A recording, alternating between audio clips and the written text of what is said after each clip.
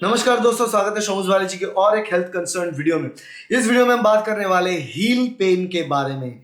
Heal जो पैर की बहुत इंपॉर्टेंट और बहुत ही रिक्वायर्ड एक जगह जिसपे बॉडी की पूरा वेट आता है और हर रोजमर्रा की जिंदगी में जो जगह को आप अवॉइड नहीं कर सकते हो और पर्टिकुलरली कुछ प्रोफेशन में जहाँ पे आपको खड़े होकर बहुत टाइम तक काम करना पड़ता है, हिल पेन हर रोज की प्रॉब्लम है। और जब भी कोई हर रोज की प्रॉब्लम आता है तो लोग एक ही चीज सोचते हैं कि इससे छुटकारा कैसे मिले, क्योंकि उससे छुटकारा मिलना मुश्किल होता है बिकॉज वो हर रोज करना पड़ता है। आप छुट्टी नहीं ले सकते, रेस्ट नहीं ले सकते, वहां पे मेडिसिन दवा जो पेन किलर्स है उसको खा खा के आपकी किडनी डैमेज होने के चांसेस होते हैं और बहुत प्रॉब्लम्स होता है। तो मैं पर्सनली रिकमेंड नहीं करते कि कोई पेन किलर्स मेडिसिन ले for any kind of pain, because personally I also am trained with laser therapy for pain relief, जो कि क्लास 4 लेजर थेरेपी हो, क्लास 3B लेजर थेरेपी हो। तो उसके बारे में बाद में बात करते हैं। अगर हिल पेन जो है, हिल पेन को ठीक करने का तरीका क्या है, हिल पेन क्यों होता है आखिरकार, इसको समझते हैं। उसके बाद समझेंगे इसको ठीक कैसे कर सकते हैं घर पे विदाउट एनी मेडिसिन। और आपको भी ये ट्राई करना चाहिए कि विदाउट मेडिसिन हिल पेन का इलाज घर पे हो सके, ठीक है। क्योंकि आप अगर मेडिसिन लेंगे, आप अगर पेन किलर्स लेंगे without any reason, long duration 6 महीने, 1 साल, 1.5 साल, 2 साल, 3 साल, तो उसमें आपके 100% चांस है किडनी डैमेज होगा। क्योंकि हिंदुस्तान में लोग ज़्यादातर केसेस में पानी अच्छे से नहीं पीता, तो ऑटोमेटिकली उसमें लिवर किडनी डैमेज की चांस जो है बढ़ जाता है।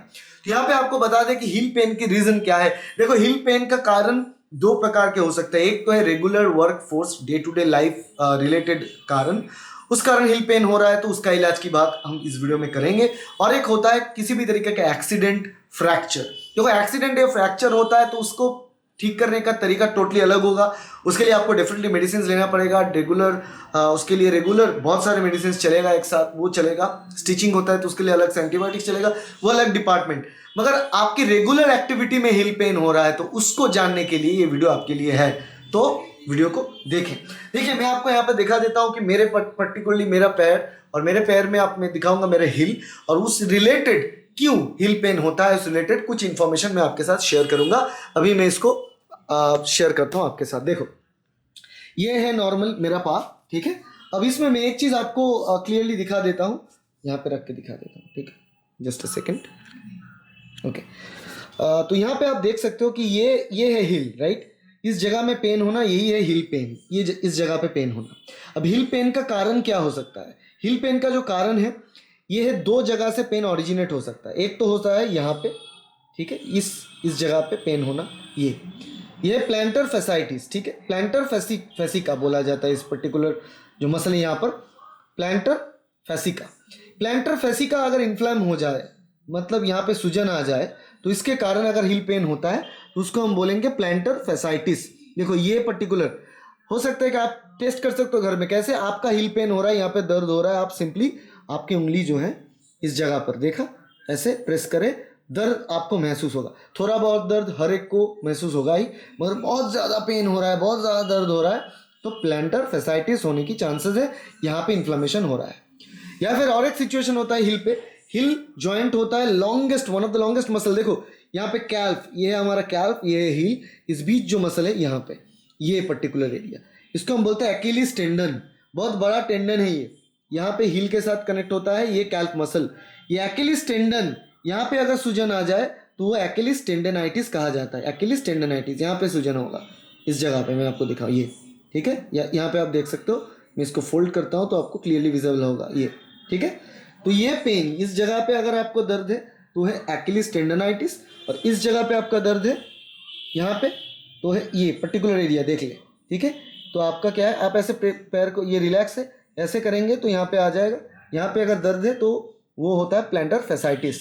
दोनों के कारण ही हिल में दर्द होता है, ठीक है। अब हिल पेन जो होता है, नॉर्मली कुछ कुछ केसेस में हिल पेन जो है वो ठीक हो जाता है without much of a problem.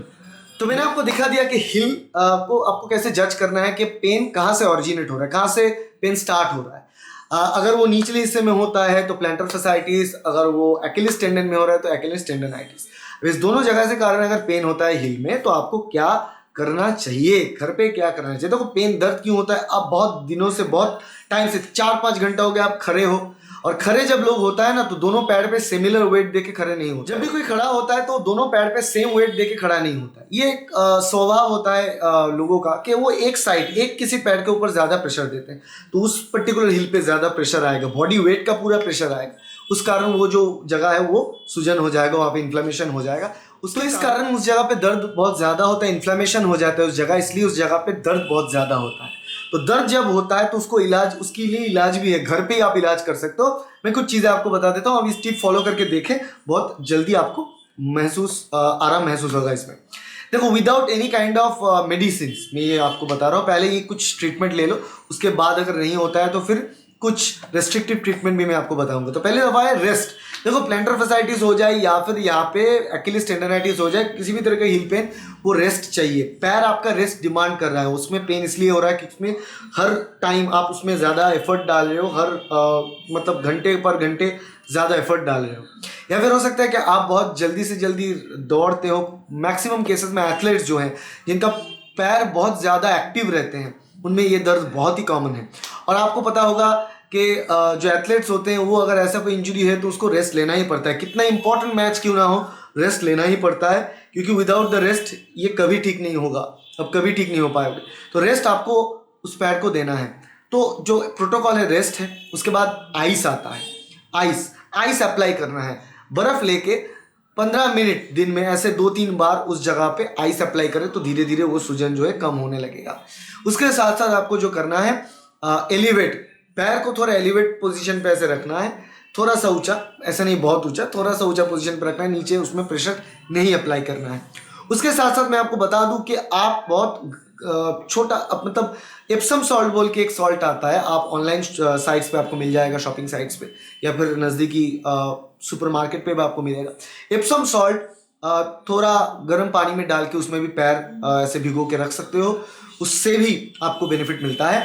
Otherwise कुछ over the counter pain killer spray होता है, वो ज़्यादातर केसेस में अच्छा काम नहीं करता है, टेम्पोरली अच्छा लगता है मगर वो ज़्यादातर केसेस में अच्छा काम नहीं करता है। जो ऑइंटमेंट्स होता है वो आप अप्लाई करके देख सकते हो, कुछ भी ऑइंटमेंट अप्लाई करके उस जगह को कवर करके रखें, उसको एक्ट करने दें और रेस्ट दे पैर को। ज़्यादातर केसेस में रेस्ट देने पर ही वो ठीक हो जाता है, कोई दिक्कत नहीं रहता है। और अगर दिक्कत रह रहा है, आपको रेगुलरली ऐसा प्रॉब्लम हो रहा है, मतलब लोगों को होता है ना कि एक दिन किसी ओकेशन में आप चले गए 5-6 घंटे आप वॉकिंग किए, नॉर्मली आप उतना वॉकिंग नहीं करते हो तो अचानक दर्द होना, वो बीमारी क्रॉनिक नहीं होता है, वो एक दिन की बात है, 2-3 दिन रेस्ट देंगे पैर को ठीक हो जाएगा। अब कोई पूछता है कि सर रेस्ट कैसे दें, ऐसा काम है हर रोज करना पड़ता है तो रेस्ट कैसे दें, बताओ। तो उस सिचुएशन में आपको क्या करना होता है, रेस्ट वहां पे नहीं दे सकते तो आपको एटलीस्ट, मतलब काम के बीच अगर टाइम ढूंढ के आप थोड़ा बहुत 2 घंटे में एक बार बैठ सकते हो तो वो भी अच्छा बात होता है यहाँ पर। और थोड़ा बहुत मसाज भी वहाँ पर अच्छा रहता है, मगर मसाज हर वक्त नहीं करना चाहिए, मसाज तभी करना चाहिए with proper guidance. Without guidance अगर मसाज करेंगे तो वो काम को बिगाड़ भी सकता है।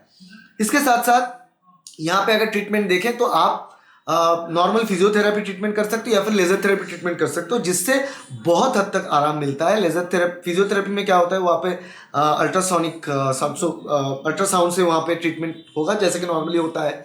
Otherwise in laser therapy you can go with class 3B laser या फिर क्लास 4 लेजर से, तो विद इन 5-10 मिनट्स वहाँ का जो सूजन है कम होना, ठीक मतलब विजिबल रिजल्ट आता है और बहुत जल्दी वो जो दर्द है वो कम होने लगता है उस हिसाब से। क्योंकि ये सारे जो ट्रीटमेंट है नेचुरल, बॉडी के नेचुरल प्रोसेस को इंस्टिगेट करके ट्रीटमेंट करना होता है, जहाँ पे बाहर से हम कोई मेडिसिन नहीं ले रहे, दवा नहीं ले रहे, इससे ही ठीक हो जाएगा।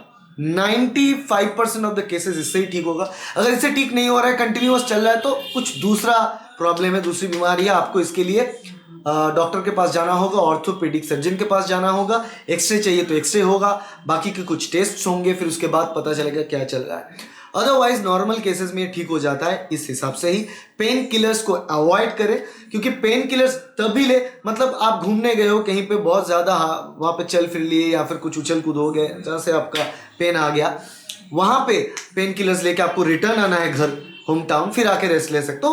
उस कुछ सिचुएशन पे पेन किलर्स ठीक है। अदरवाइज अगर आप रेगुलरली पेन किलर्स के ऊपर डिपेंडेंट हो जाओगे तो उसका कई सारे साइड इफेक्ट्स हैं जो कि आपको बाद में पता चलेगा और तब सही नहीं रहेगा।